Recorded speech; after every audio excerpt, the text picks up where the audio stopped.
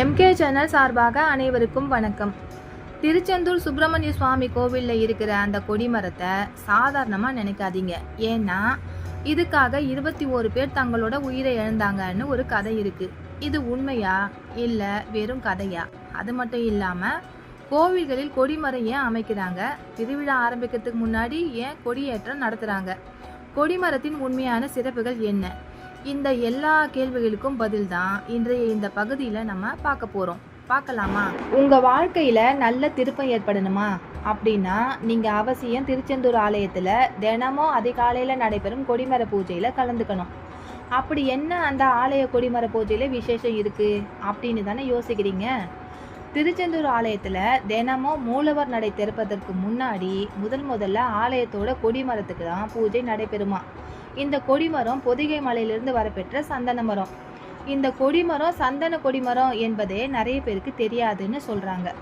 இந்த கொடிமரம் திருச்செந்தூர் ஆலயத்திற்கு வந்த வரலாற்று கதையை பற்றி முதல்ல தெரிஞ்சுக்கலாம். முன்காலத்தில் திருச்செந்தூர் சுப்பிரமணிய சுவாமி கோவிலில் மாசி திருவிழா நடைபெறலை. காரணம், அங்கே கொடிமரம் இல்லை. அதனால் திருச்செந்தூர் முருகர் கோவிலுக்கு கொடிமரம் வைக்கணும் அப்படின்னு ஊர் மக்கள் எல்லாம் கூடி பேசி முடிவெடுத்தாங்க. அதுக்காக அந்த ஊரிலேயே மிகச்சிறந்த தச்சரும் சிறந்த முருக பக்தருமான ஆறுமுக ஆசாரி என்பவர்கிட்ட போயிட்டு செந்தில் முருகர் கோவிலுக்கு சிறந்த முறையில் ஒரு கொடிமரம் அமைச்சுட்டாங்கன்னு கேட்குறாங்க. அவரும் அந்த திருப்பணியை ரொம்ப சந்தோஷத்தோடு ஒத்துக்கிறாரு. அதன்படி ஆறுமுக ஆசாரியோட தலைமையில் 21 பேர் கொண்ட குழு காக்காட்சி மலைக்கு, அதாவது மேற்கு தொடர்ச்சி மலைக்கு கொடிமரம் வெட்ட கிளம்பி போகிறாங்க. அப்படி கிளம்பின அந்த குழுவினர் திருச்செந்தூர் மந்தை அருகே உள்ள அம்மன் கோவிலுக்கு முதல்ல போய் அம்மனை கும்பிடணும் அப்படின்னு நினைக்கிறாங்க. கோவில் கருவறை முன்னாடி எல்லாரும் நின்றுக்கிட்டாங்க. ஆனால் ஆறுமுக ஆசாரி மட்டும் கருவறைக்கு உள்ளே போயிட்டு அம்மனை மனதார வணங்கினாரு. அப்போது அம்மனோட கண்களில் இருந்து நீர் வழிந்தது. இதை பார்த்து பயந்து படபடுத்து போன ஆசாரி, அம்மா ஏன் இந்த நிலைமை? உங்கள் கண்களில் இருந்து நீர் வழிய காரணம்தான் என்ன அப்படின்னு கேட்குறாரு. உடனே ஒரு அசிரீரி சத்தம், மகனே, நீங்கள் செய்யும் பணி நல்ல பணி தான். ஆனால் அந்த பணியில் ஈடுபடும் உன்னை தவிர வேற யாரும் உயிரோட திரும்ப மாட்டாங்க. இதை நினச்சி தான் எனக்கு வருத்தமாக இருக்குது. ஆனால் இதை நீ அவங்க கிட்ட சொல்லக்கூடாது. இது ஆண்டவன் கட்டளை. இந்த நிலை தெரிஞ்ச காரணத்தால தான் என் கண்களில் இருந்து கண்ணீர் வந்தது அப்படின்னு அந்த அசரீரி சொல்லுச்சு. இதை கேட்டு அதிர்ந்து போயிட்டாரு ஆறுமுக ஆசாரி. அடுத்து என்ன செய்யறது அப்படின்னு தெரியாமல் திகைக்கிறாரு. ஏன்னா இதை வெளியில் இருக்கவங்க கிட்ட சொல்லக்கூடாது. சொன்னால் தெய்வ குத்தம் ஆகிடும். அதே நேரம் நம்மளை நம்பி நம்ம கூட வந்தவங்களை காப்பாற்றணும். என்ன செய்யலான்னு யோசிக்கிறாரு.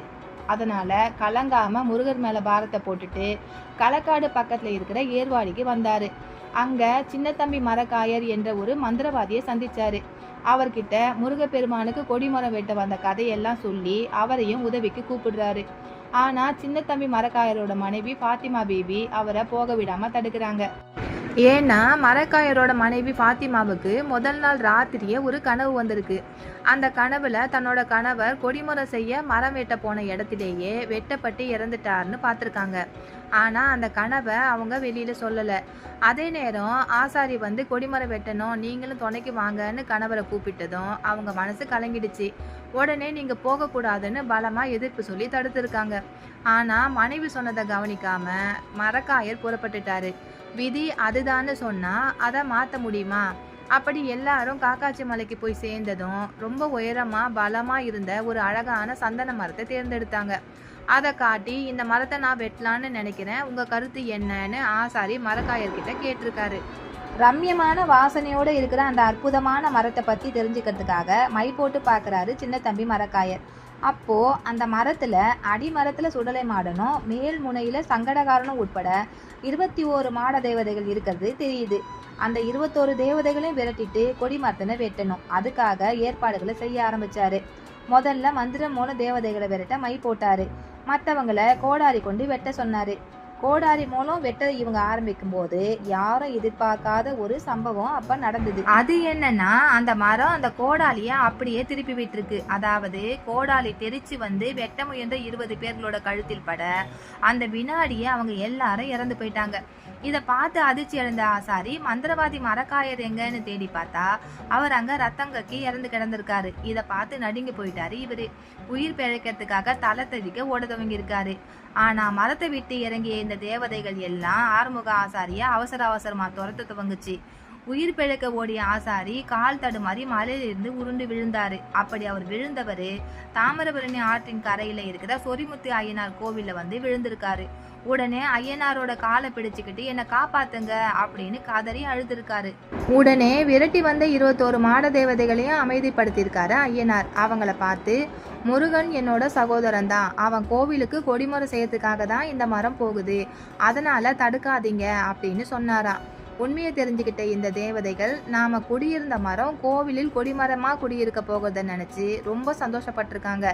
அதே போல இந்த கொடிமரம் பிரதிஷ்டை செஞ்சதுக்கு அப்புறமா அந்த கொடிமரத்திலேயே நீங்க வாசம் செய்யலாம் அப்படின்னு சொரிமுத்து ஐயனார் அனுமதி வழங்கியிருக்காரு.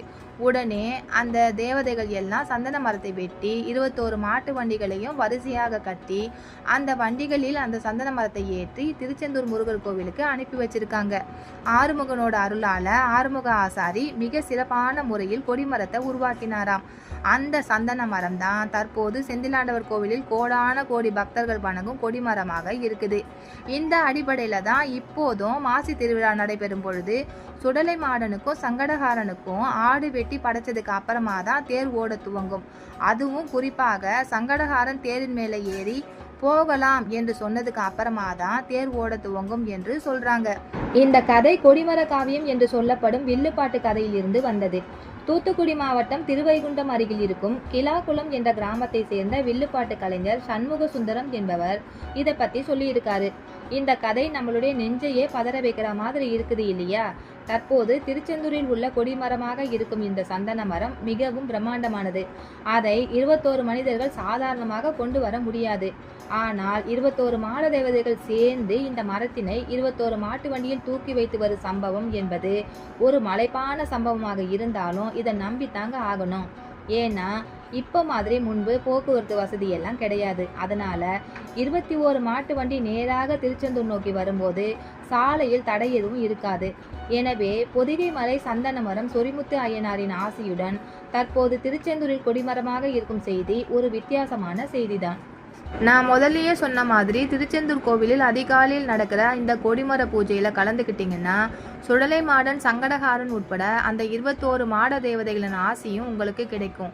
உங்க வாழ்க்கையில் நல்ல திருப்பம் ஏற்படணும் அப்படின்னு நினைச்சா ஒரு தடவை நம்பிக்கையோட போய் கலந்து கொண்டு தான் பாருங்க. இப்போது நாம் கோவிலில் கொடிமரம் அமைப்பது ஏன் மற்றும் கோவிலில் திருவிழா சமயங்களில் முதல் நாள் கொடியேற்றத்துடன் துவங்குவது எதற்காக மற்றும் கொடிமரத்தின் சிறப்புகள் என்ன, இவையெல்லாம் பற்றித்தான் பார்க்க போறோம். கோவில்களுக்கு அழகு தருவது கொடிமரம். இந்த கொடிமரமானது தீய சக்திகளை அகற்றி இறையாற்றலை அதிகரித்து கோவிலையும் பக்தர்களையும் பாதுகாக்கும் பொருட்டு ஆலயங்களுக்கு முன்பாக அமைக்கப்படுகிறது. மனித உடலில் உள்ள முதுகுத்தண்டு போன்றே கோவில்களுக்கு கொடிமரம் இருக்கிறது என்று நம் ஆகமங்கள் சொல்கின்றன. நம்முடைய முதுகுத்தண்டு வடத்தில் 32 எலும்பு வளையங்கள் இருக்கிறது. அதே போலவே 32 வளையங்களுடன் கோவில் கொடிமரம் அமைக்கப்படுகிறது. பொதுவாக ஆலயங்கள் ஆகம விதிப்படி கட்டப்படுகிறது. அதாவது ஒரு கோவிலை புனித உடலுடன் ஒப்பிடலாம். அதன்படி பார்த்தா தலைப்பகுதியை கருவறையாகவும், மார்பு பகுதியை மகா மண்டபமாகவும், வயிற்று பகுதியில் நாபி எனப்படும் தொப்புள் பகுதி கொடிமரமாகவும், கால் பகுதியை ராஜகோபுரமாகவும் கூறப்படுகிறது. இவ்வாறு ஆகம விதிப்படி கட்டப்படும் கோவில்களில் திருவிழா நடக்கும் பொழுது முதல் நாள் கொடியேற்றமானது நடைபெறுகிறது. எதற்காக அப்படின்னு பார்த்தா தேவர்கள் இந்த கொடிமரத்தின் வழியாகத்தான் கோவிலுக்குள் வருவதாக சொல்றாங்க. பொதுவாக சந்தனம், தேவதாரு, செண்பகம், வில்வம், மகிழம் முதலிய 5 வகையான மரங்களை பயன்படுத்தி கொடிமரம் தயாரிக்கப்படுகிறது. கோவிலில் சந்நிதிக்கும் கோபுரத்திற்கும் இடையே கொடிமரம் அமைந்திருக்கும். அதிகபட்சமாக 13 மீட்டர் இடைவெளியில் அமைக்கப்படுகிறது. கொடிமரம் ராஜகோபுரத்தை விட அதிக உயரமாக இருக்காது. அதே நேரம் கருவறை விமானத்துக்கு நிகரான உயரத்தில் இருக்கும். கொடிமரமானது 3 பாகங்களை கொண்டது. இது பிரம்மா, விஷ்ணு, சிவன் என மும்மூர்த்திகளின் அம்சம் பொருந்தியது. அதாவது சதுரமான அடிப்பாகம் பிரம்மனையும், எண்கோண பகுதியான இடைப்பாகம் விஷ்ணுவையும், உருண்ட நீண்ட மேல்பாகம் சிவனையும் குறிக்கிறது. எனவே கொடிமரத்தை வணங்குவது சிறப்பான ஒன்றாகும். கொடிமரத்தில் 5இல் 1 பாகம் பூமிக்குள் இருக்கும்படி அமைப்பாங்க. கொடிமரத்திற்கு மேலே உலோக தகடுகள் அமைக்கப்பட்டிருக்கும்.